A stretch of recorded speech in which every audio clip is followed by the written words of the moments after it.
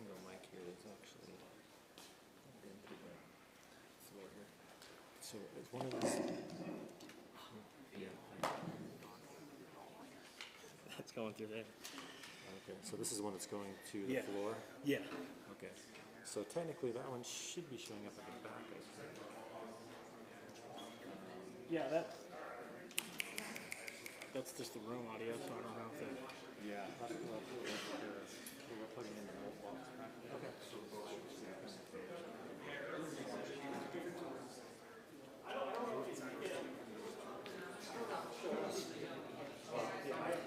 Check.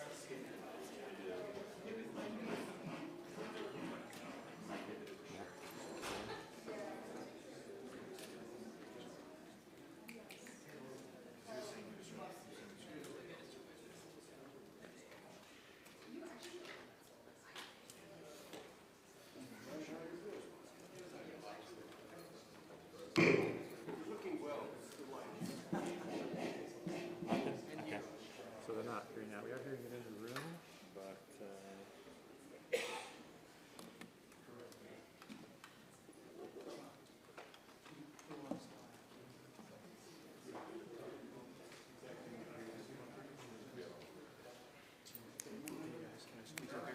Thanks, man. Testing 1, good.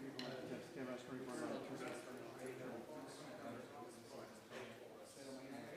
Testing 1, 2, come on, test.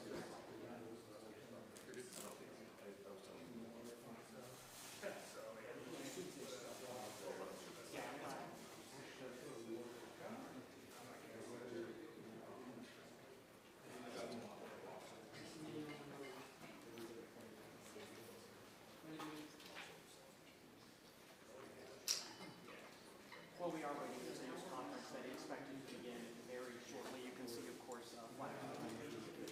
Right now, we're still waiting for the line here. Key players are going to be coming up to the pulpit right here to be able to have a press conference. We're inside an auditorium right now on campus, and boy, there's a lot of financial touches still out there, especially if the shooter is still out there. We did see a picture that somebody sent me of some SWAT team members out in the Orem neighborhood there. I don't know if you remember or not, but a little bit earlier we showed you some of those officials racing away as if to go to somewhere close by campus. I don't know exactly what they were being looked for or anything like that, but I think I did send me a picture of SWAT team members in a neighborhood there. We can't see an area, so we're not exactly sure what they're looking for. But again, those press conferences are starting around 4 o'clock right here, and we're expecting the governor to be here, we're expecting the FBI to be here, and also the news of public safety. Again, this is the podium right here. We see it all set up. This is just a great problem.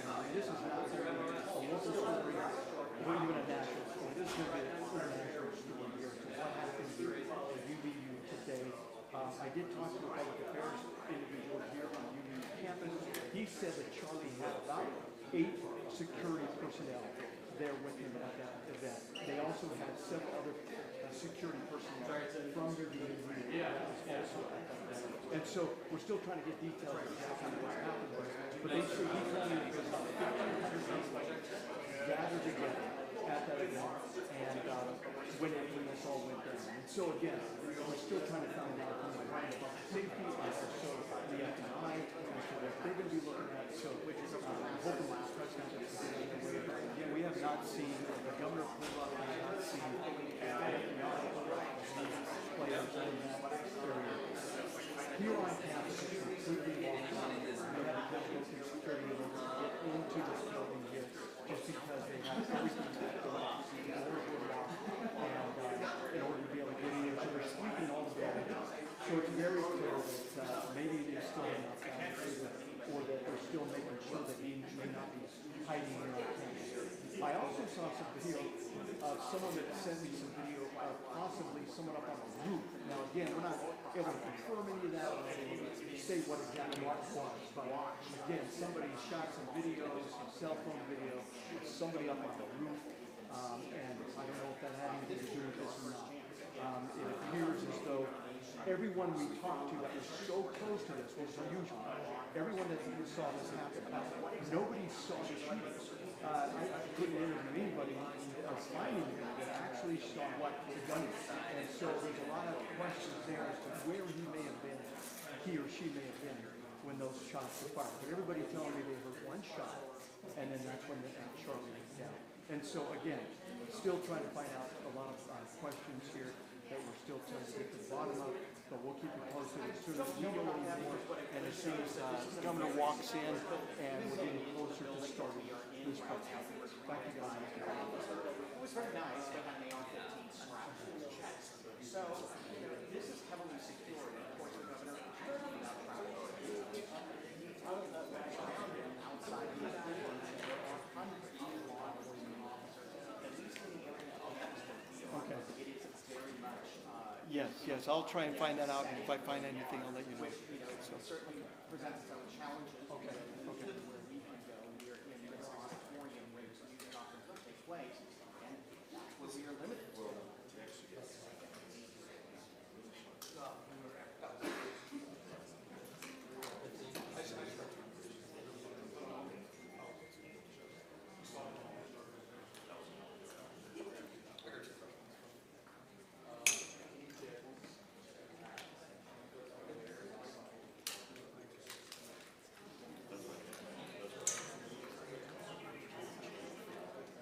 Hi media, my name is Taylor Keys. I'm the Associate Director for the Department of Public Safety. I'm currently under Hillary over there.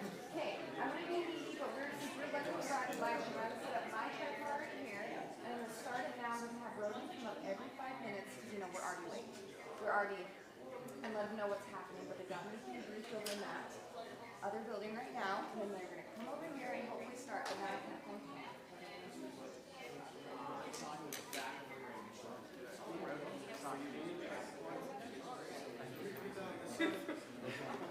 Oh, sorry about that, yes. My name is Julie Reese. I'm sorry. Started now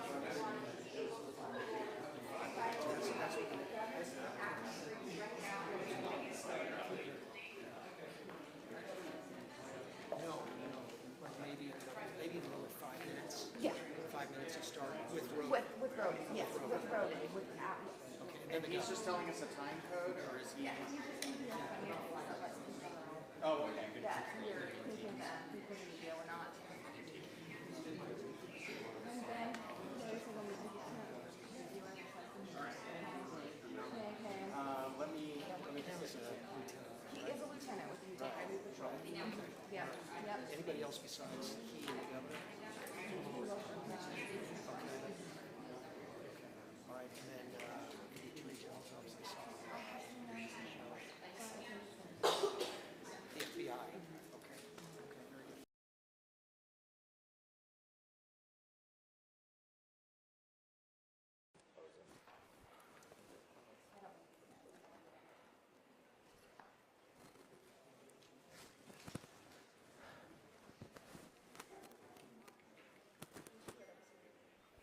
Stand by.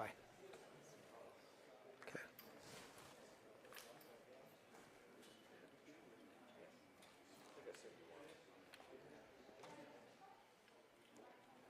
Do you want to push to that? Okay. Oh.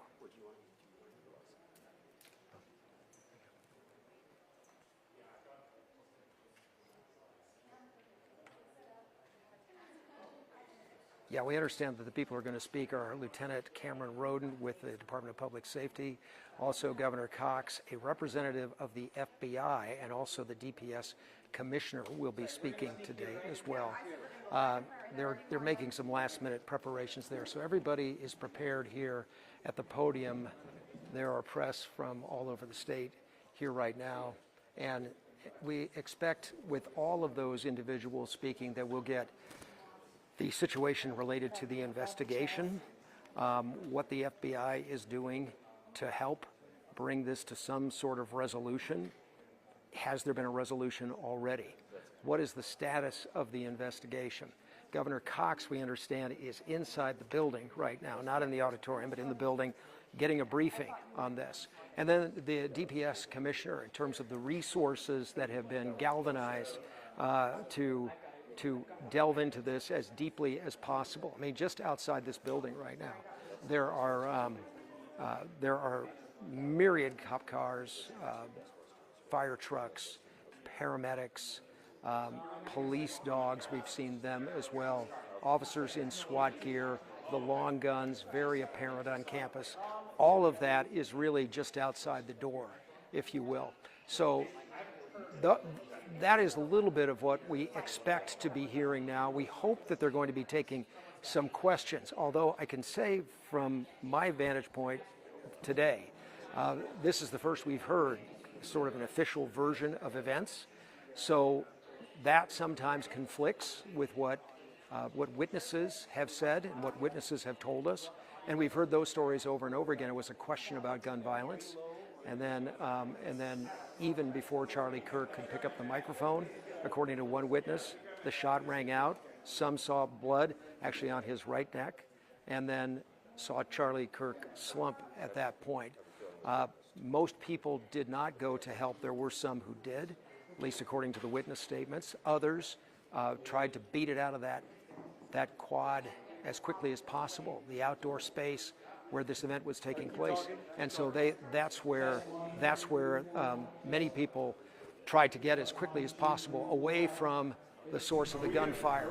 Where exactly that gunfire came from, we don't know. And in terms of the suspect, what do we know about the person who was taken into custody briefly? What do we know about that individual?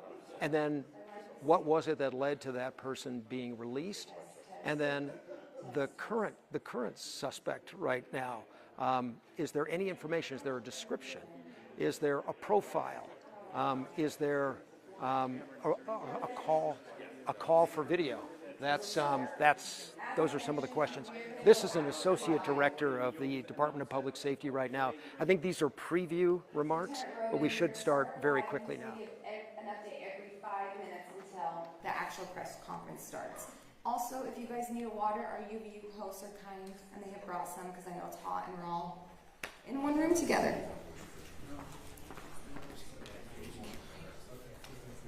Okay, so again, preview that's okay, Cameron. Nice to see you. So Lieutenant Roden is nearby. This is going to happen in a couple of stages. The DPS and Utah Highway Patrol will be speaking first about the situation, perhaps the current status of the whole milieu of events on campus. Then we're going to be hearing eventually from the governor. The governor apparently is not ready yet, so that's going to happen later. First, we're going to hear though from DPS, and again, a lot of these, a lot of this is preparatory. These things never happen or seldom happen on time. It may take a little. And then there's the other issue here of what is new, perhaps in the last half hour. Are there some new developments that need to be processed first, and that everyone is clear on what the circumstances, what the facts are, before they share them with us? Because there's already been that situation today where Mic check, 1 2 3, 1 2 3, check, 1 2 3 4 5 that's 6. something else that may be addressed here as well. To get all of those individuals together quickly is notable. The other question might be, however, why didn't we hear something 2 hours ago, or closer to the shooting scene? There may be a good explanation for that. We don't know, but The lieutenant for DPS, Cameron Roden, will speak first. The governor, the FBI, the DPS commissioner. Again, I did see a representative from the Attorney General's office here, but it doesn't appear that that individual is going to be part of the formal remarks today. So that's the situation here. We are all waiting word with a certain sense of anxiety and trepidation here, because not having the official version of events, and then when you hear them sometimes, they can be jarring. The different perspectives from around that quad and even outside of it are one thing, but to hear it, an official recounting of the events through the investigation is really quite another. And I'm going to yell up and just see, Lieutenant, are you soon to take the podium? Yes, we're just waiting. There's a command meeting right now. All right. So they wrap up that command meeting, then they'll start heading this way. I see. Okay, and the command meeting is with whom? Are you able to say? The chief, commissioner, governor. Okay. All right. So we just heard word that there is, quote, a command meeting that is going on right now with the chief, he described it. Which chief is a little unclear to me. The commissioner of the Department of Public Safety and the governor. And once that breaks, they will have something more to tell us here. So we will get back to this as soon as it happens. We're in a waiting period here at UVU. Brian Malahi, KUTV 2 News.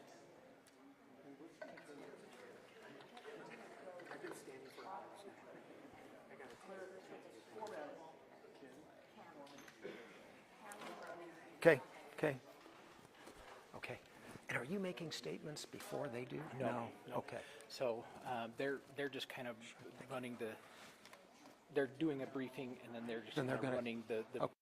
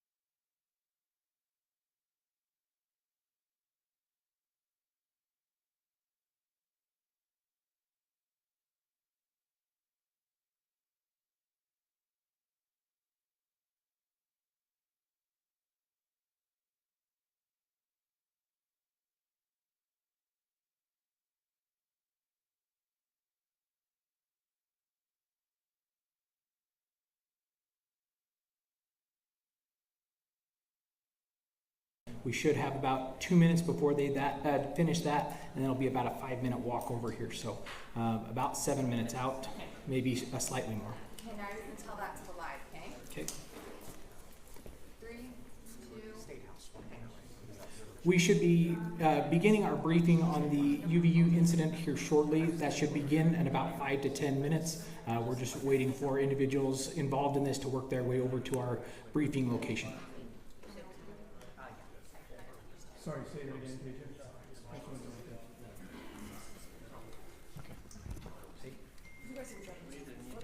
Are you coming in next?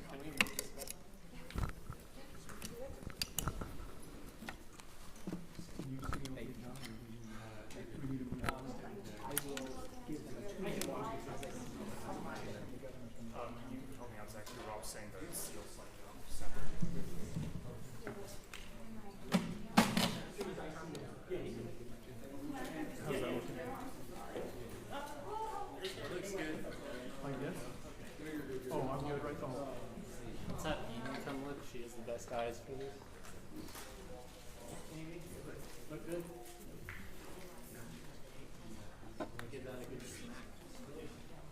I did too. Yeah, I feel like I was starting. Okay. Yeah. Great. Is your shot good? I'll stand it.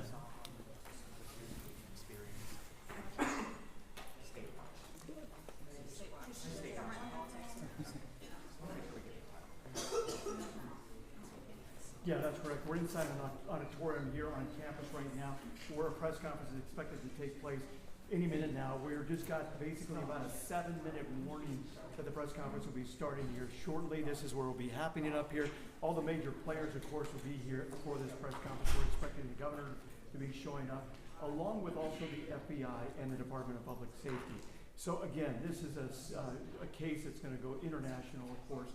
A lot of people wanting a lot of answers as to what went wrong here, what happened, and just a lot of fear, of course, on campus from students as far as what they saw, the trauma they experienced, and then also coming back to school, you know, what this is going to be like. And so, again, I think the main questions we want to be able to try and answer right now is, do they have any idea where this shooter may be at this time?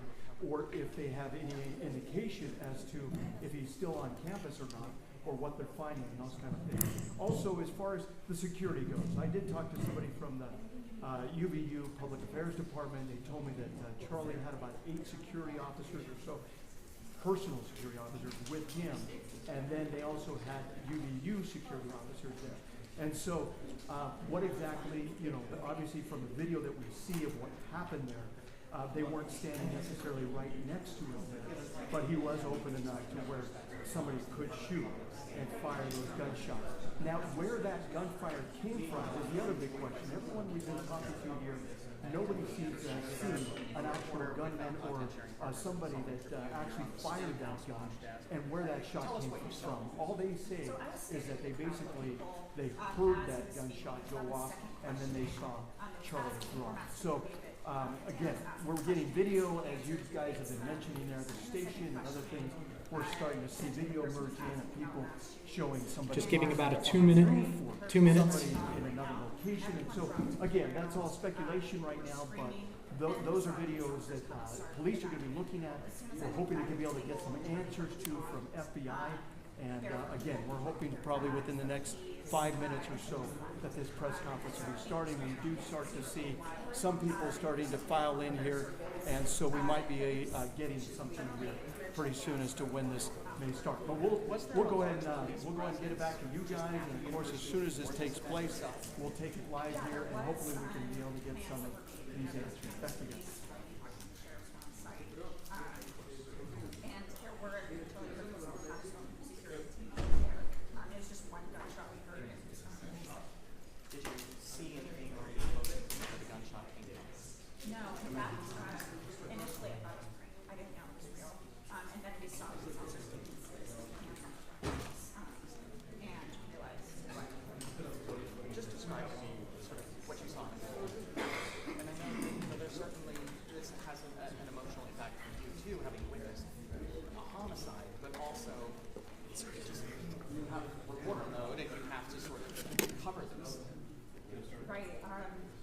Okay, if we can have you get ready for the press conference, we're going to be starting.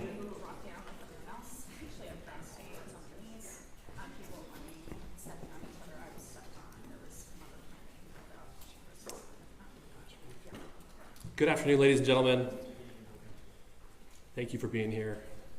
At this press conference, we will first hear from Utah Department of Public Safety Commissioner Bo Mason. Then we'll hear from the FBI Special Agent in Charge, Robert Bowles. We'll then hear from Utah Valley University Vice President Val Peterson, who's been in touch with President Jimenez. And then we'll hear from Governor Cox. I'll turn the time over to Commissioner Mason.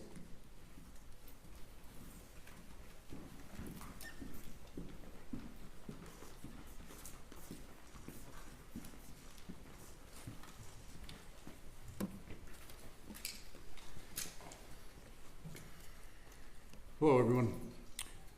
I'm Bo Mason, Commissioner for the Utah Department of Public Safety. Today at approximately 12:20 Mountain Standard Time,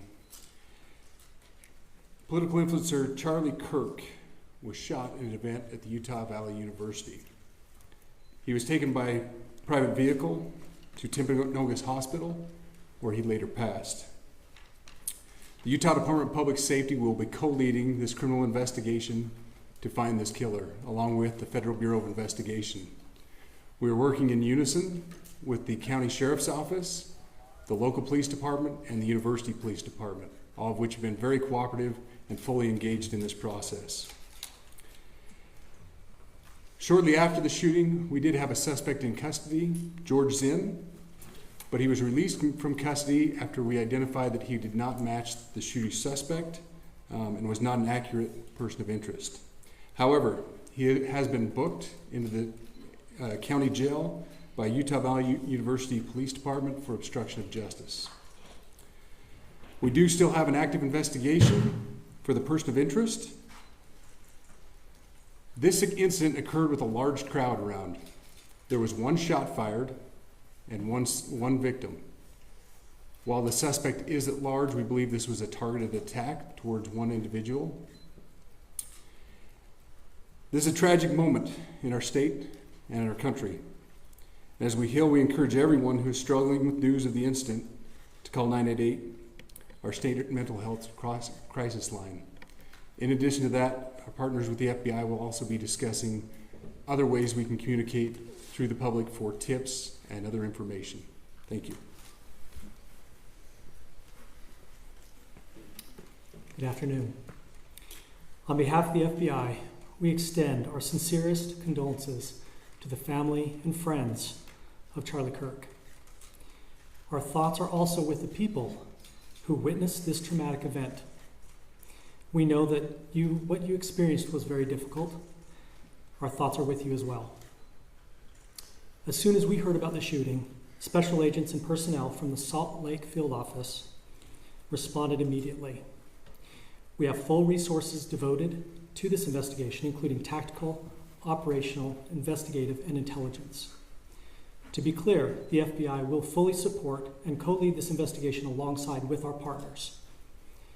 We are working on setting up a digital media tip line, and as soon as it's established, we'll get that information out to everyone. I know there's a lot of questions. This is very much an active case, and this investigation is in its early stages. We are following all the leads and all the evidence. If anyone has any information, please report it to the FBI or local law enforcement. Thank you. On behalf of President Tumenez, who we've been communicating with, and she's on her way back right now, I say that on behalf of Utah Valley University, we are shocked and saddened by the tragic passing of Charlie Kirk. We express our sincere condolences to the Kirk family. We grieve with our students, faculty, and staff who bore witness to this unspeakable tragedy.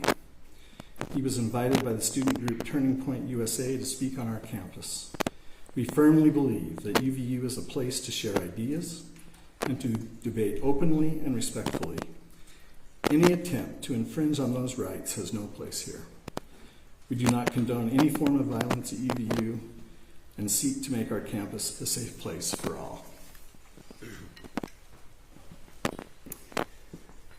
Ladies and gentlemen, thank you for joining us on this dark and tragic occasion.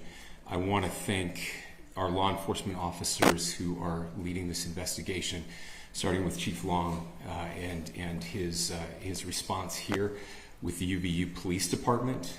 We're grateful for your leadership and your team. And again, to the speakers that you've just heard from who are co-leading this investigation. I also want to recognize Sheriff Mike Smith, who has been an invaluable partner as this investigation moves forward. I've been in touch with President Trump, with FBI Director Kash Patel. We are completely aligned with our state and federal partners as we work through this case. Now, this is a dark day for our state. It's a tragic day for our nation. And I want to be very clear that this is a political assassination. We are celebrating 250 years of the founding of this great nation. That founding document, the Declaration of Independence, that this great experiment on which we embarked together 250 years ago, that we are endowed by our Creator with certain unalienable rights. The first one of those is life. And today, a life was taken. Charlie Kirk was first and foremost a husband and a dad to 2 young children.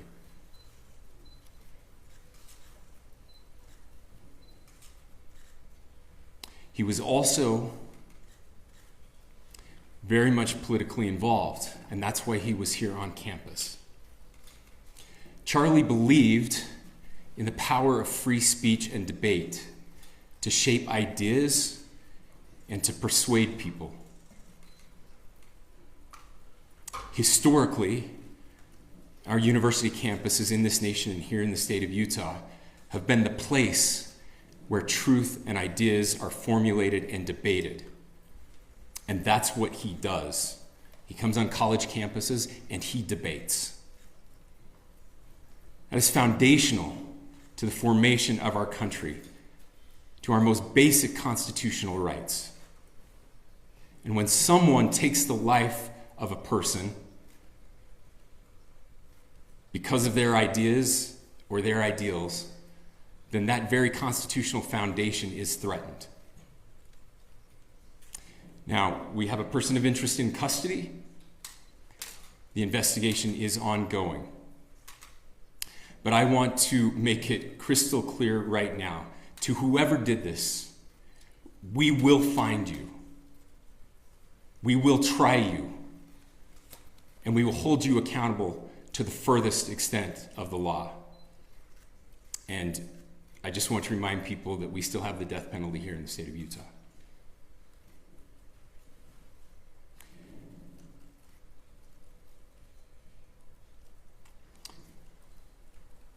Our nation is broken. We've had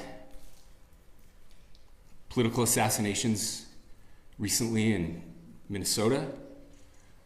We had an attempted assassination on the governor of Pennsylvania.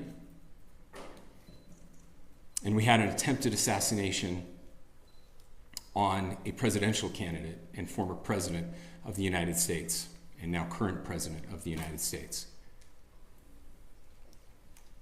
Nothing I say can unite us as a country. Nothing I can say right now can fix what is broken. Nothing I can say can bring back Charlie Kirk. Our hearts are broken. We mourn with his wife, his children, his family, his friends. We mourn as a nation. If anyone in the sound of my voice celebrated even a little bit at the news of this shooting, I would beg you to look in the mirror and to see if you can find a better angel in there somewhere. I don't care what his politics are. I care that he was an American. We desperately need our country. We desperately need leaders in our country. But more than the leaders, we just need every single person in this country to think about where we are and where we want to be. To ask ourselves, is this it? Is this what 250 years has wrought on us? I pray that that's not the case. I pray that those who hated what Charlie Kirk stood for will put down their social media and their pens and pray for his family, and that all of us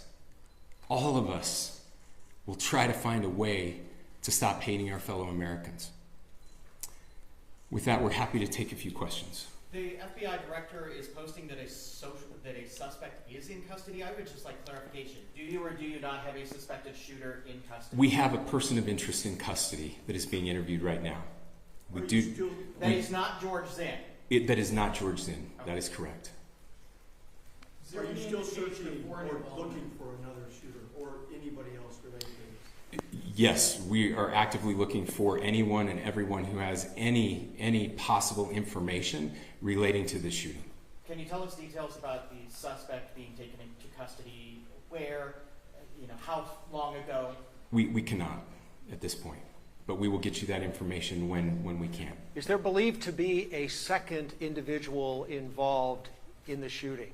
At this point, there is no information that would lead us to believe that there is a second person involved. Can you guys talk about the possible shooting?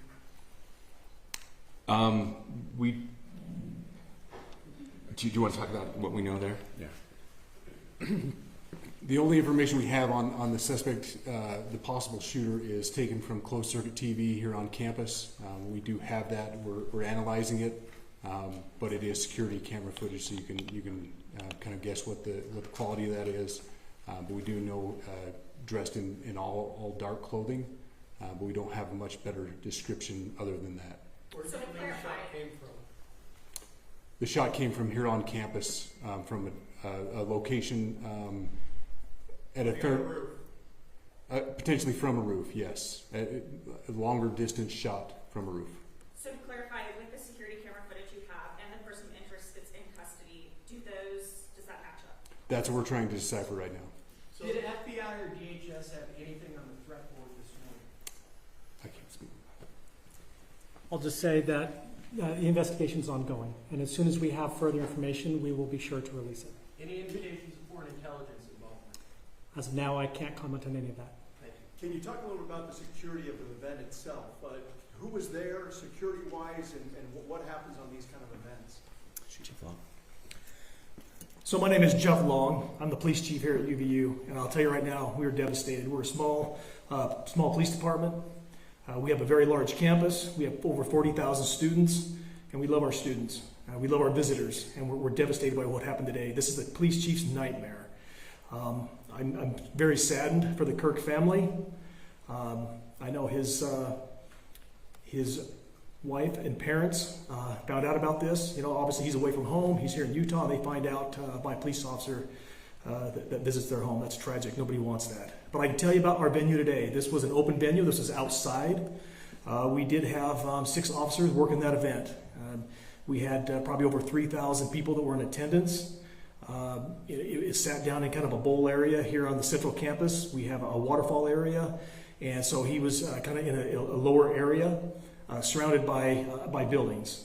We had some plainclothes police officers that were in the crowd as well. We train for these things, and you think you have things covered, and these things, unfortunately, they happen. You try to get your bases covered, and unfortunately today we didn't. And because of that, we had this tragic incident. So we did have officers there. We had Charlie Kirk's team.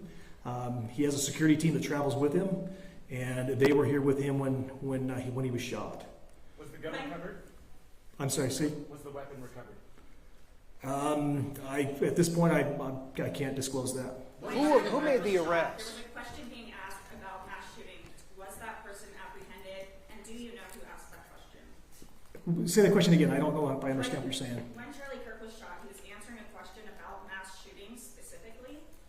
Was that person apprehended, and do you know who asked that question? I do not. We do not have that at this moment. Ladies and gentlemen, we have time for just one more question, so thank you. Yeah, a question for the chief as well. Was it your team or Kirk's team, or a combination of both, that kind of set the security protocol for the event? So we work together. He has his team, and they do this all over the country. We all know that. This is not uncommon for them. They're very comfortable on campuses, and I was coordinating with his lead security guy, and so yeah, we were working together. Was this a sharpshooter type shot? Ladies and gentlemen, those are all the questions that will be answered today. Again, thank you for covering this. We will be updating you as soon as we have additional information through normal channels, working with law enforcement. Again, our deepest condolences to the Kirk family and to the students who were there today. I would just ask everyone everywhere to please pray for their family and to pray for our country. We need it now more than ever. Thank you.